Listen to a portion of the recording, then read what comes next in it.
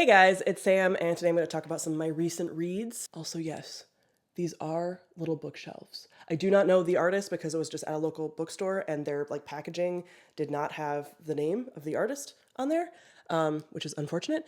So yeah, these are really cute. I got them in Chicago at Passage's Book and Wine shop, if you're interested. But yeah, these are the last 9 or so books that I read, so let's get into it. First is Tiiamutz, I think it's pronounced Tiiamutz, Wrath by James S.A. Corey. This is the second to last book in the Expanse series. I think it's the 8th book then, because I think there's 9 total, so I'm just about to read the finale. This is a very long space opera that I've talked about reading for a while. It's mostly been following the same characters throughout the entire series, but it's a space opera that follows politics between, there's still Earth, and then there's Mars, so a bunch of people live on Mars. They are competing and in political conflict all the time, and then there's people that live in the asteroid belt that are also in political conflict with everybody because they're sort of marginalized. And then there's also a alien kind of like virus thing that was sent first book and has been messing shit up. So we are getting to the final conclusion of what is going on with all of the alien stuff.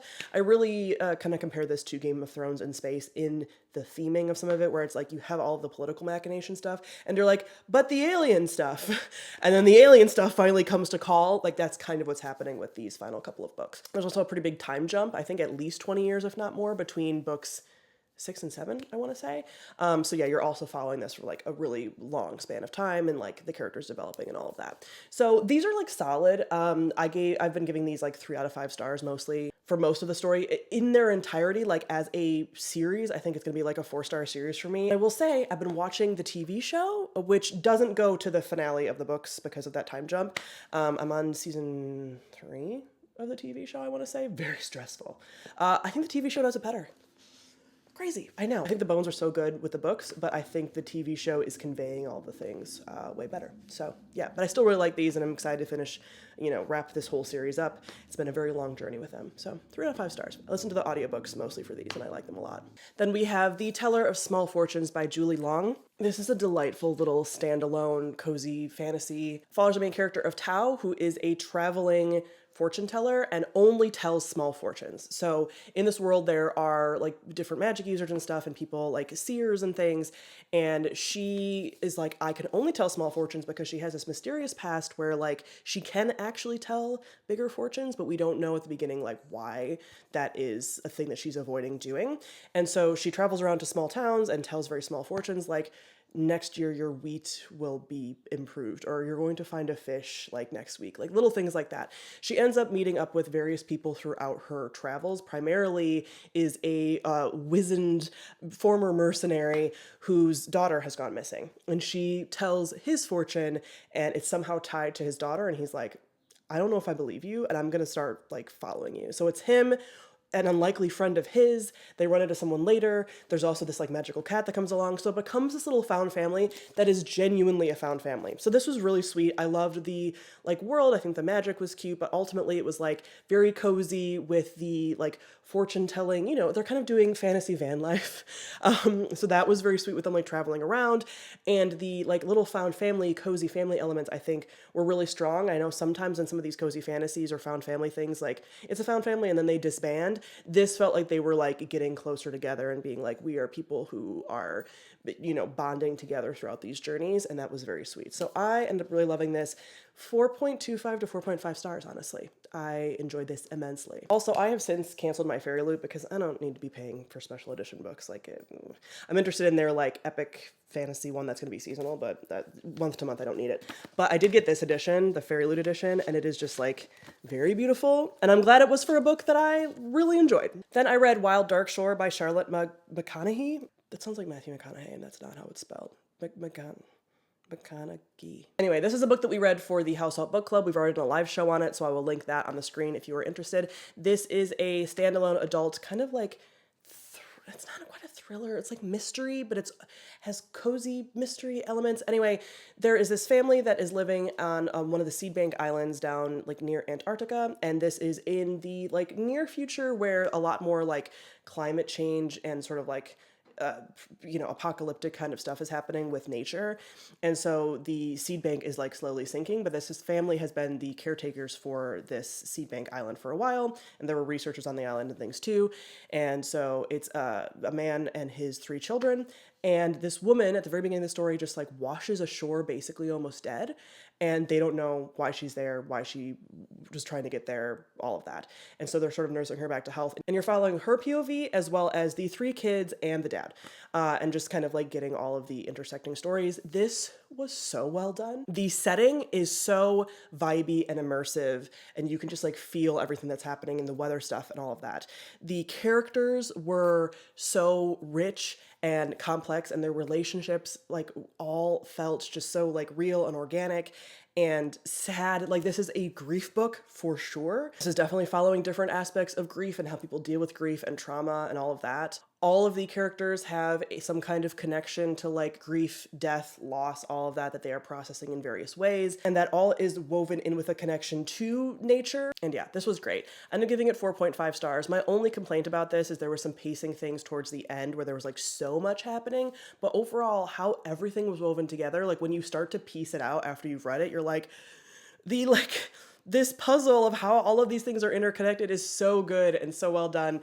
And it's a fast read, but it's also, again, very like immersive and vibey and very character driven while still having a very decent clip because of the mystery elements of it. This is fantastic. I'm not a huge mystery reader, and this makes me want to read more by her. Apparently, one of her other books is following like wolves in Scotland, and I'm like, I need it. So yeah, 4.5 stars for this. Then I read Immortal by Sue Lin Tan. This is following the main character of Liane, and at the beginning, she is gifted this like magical lotus flower because she has been poisoned slowly over her life, and her grandfather is like, you need to take this to save you. But what she didn't know is he was supposed to be keeping that lotus flower, that magical object, safe for the immortal. So there's these like celestial, immortal, sort of godlike beings that have essentially colonized and taken over this Liane's like kingdom. And so her grandfather is punished for that. She goes into hiding for a while, and then she's having to come into her rulership of this like colonized nation. And what she ends up having to do is basically team up with the god of war of those immortals and form this tenuous alliance for a bunch of political reasons, and everything goes from there. So this is kind of like a romantasy, like standalone romantasy, with these like, you know, enemies to lovers kind of vibes. I think that this didn't work for me in a lot of ways. There were some things that as the story goes on, some things start to make more sense, but I think the way in which it was done was still like very clunky.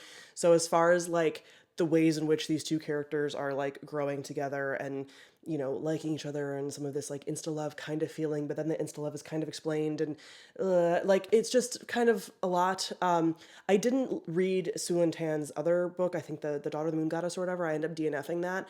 So I think her style is just not entirely for me. I did end up liking our main character here of Liane in a lot of ways, and I think the world was really cool. I just think some of the character stuff was just like a little too ham-fisted and a little too like, you're not giving us enough and then you're giving us too much almost of some of these things. So yeah, this had some story premise things that I like kind of like and could be a little bit more forgiving of, but I think the way in which it was executed was just kind of like, nah. So I ended up giving this 3 out of 5 stars. Another beautiful Fairy Loot edition though, but I will probably be getting rid of this because not my favorite, but like these end pages, again, gorgeous. Do I need this? No.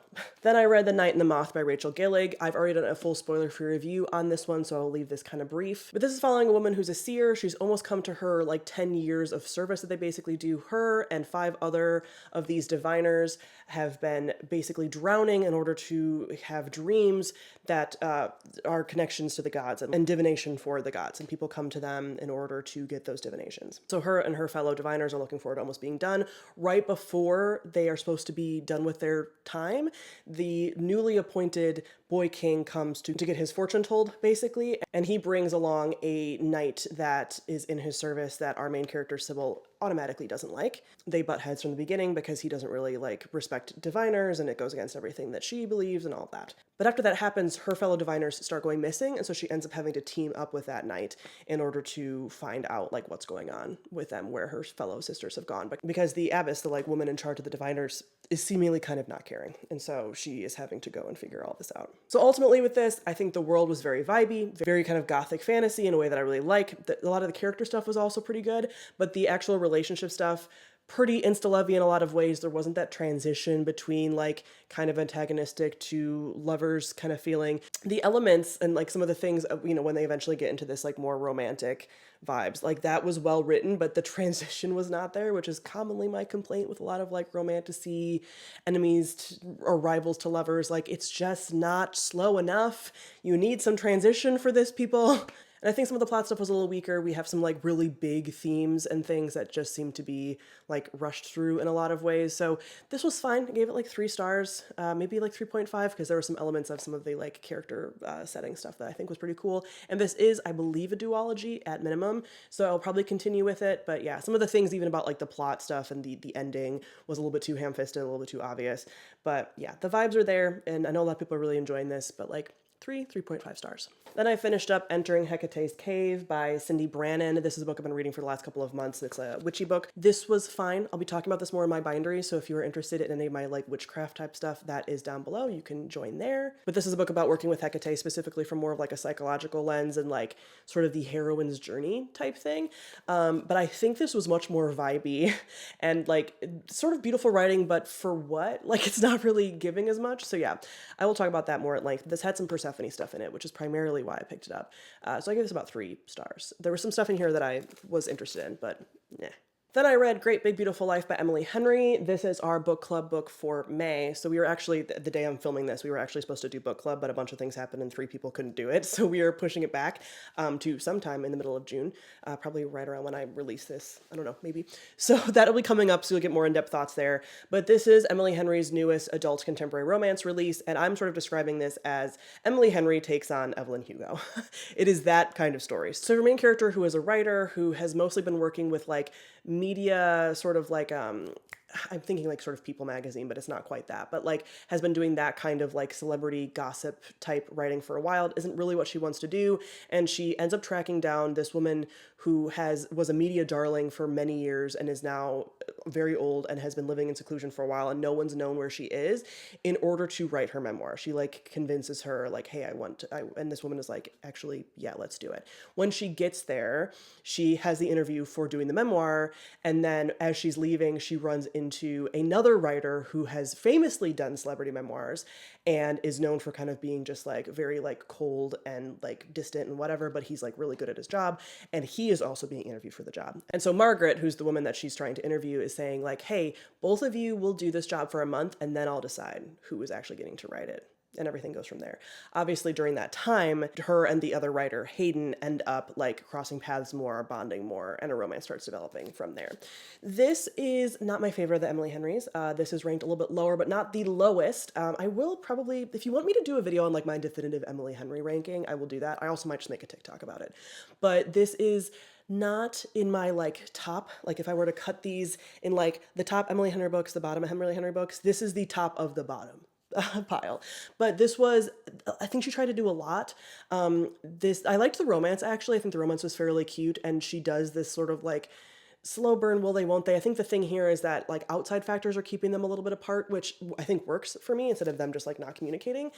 And that romance was cute, but also like not really the main focus of this book. The main focus of this book is like the memoir stuff, and the memoir writing also has like a whole other story. So you're having 2 stories kind of combined, because you're having the writer's story and then you're having the like memoir story, and then there's all of these other elements coming in. There's like some family stuff happening with our main character, there's some family stuff happening with the love interest, there's some like friend stuff, relationship stuff, whatever. There's a bunch of different dynamics happening with Margaret's like life story, and so it just was a little bit overloaded. I think there's some things that could have been trimmed away and streamlined a little bit. Like she tried to cover so many topics that like none of them really got a lot of time, and I didn't read this that long ago, like maybe just a couple weeks ago, and I'm already starting to forget a lot of just like character things, whatever. Like, did I like the romance when I was reading it? Yes. This is primarily not a romance though. I think it's more of like a contemporary fiction. Again, sort of that like Evelyn Hugo vibe, just happens to have a romance sort of mixed in. So yeah, for me, not her strongest work. I still enjoyed it though when I was reading it. I think Emily Henry still writes contemporary romance, that kind of thing, very well.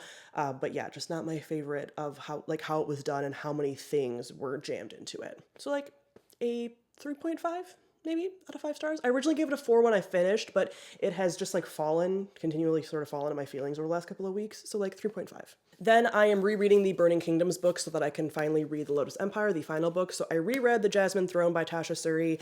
I believe I have a review for this from when it first came out, and if I do, I'll link that on the screen. But this is the first book in a adult epic fantasy series that is following a number of different characters, but primarily our main character of Priya, who is working as a maid, but has this very like mysterious past connected to her country's religion, and her country was conquered by this other nation, and that nation's or empire's princess is being kept at that former religious site, and she is having to work there to kind of like take care of her a little bit.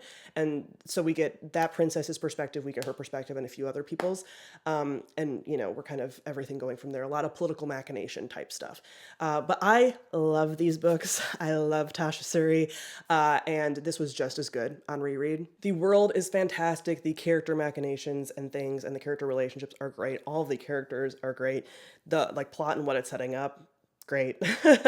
Like, I don't have much to say because I've talked about this book before. I'm re-listening to these on audio though, and the audiobook narrator is fantastic. So I might actually end up listening to the finale, even though I have a physical copy and have read all the rest of them in physical copy first.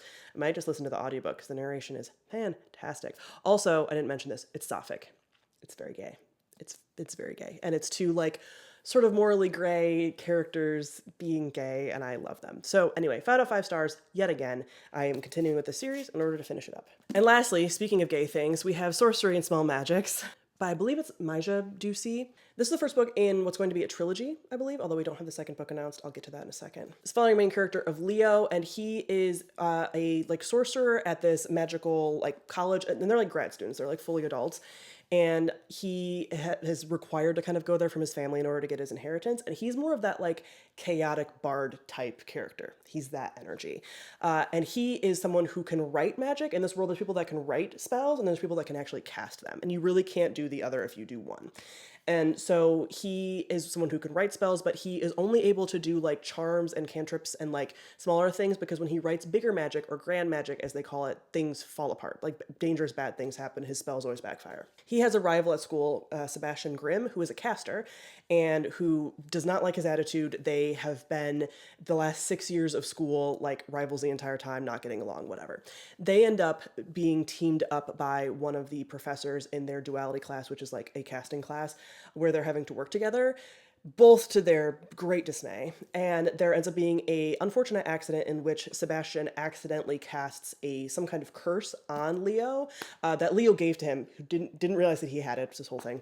And that ends up making it so that they're kind of like magically tied together, because Sebastian can like command Leo things, and that spell starts getting worse and worse. And so they're having to team up again in order to try to break this spell and go on like kind of a quest to break this spell, because they don't want to get in trouble.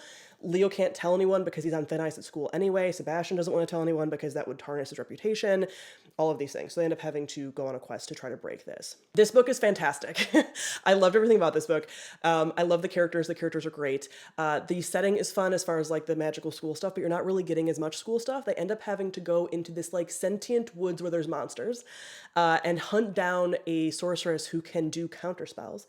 And everything about that is also fantastic. Like the woods are great and creepy. The woods are basically like right near everything and sort of taking it over. But the only way that they can kind of hold back the woods is just by holding it back. If they try to eradicate it, then they eradicate and lose magic completely.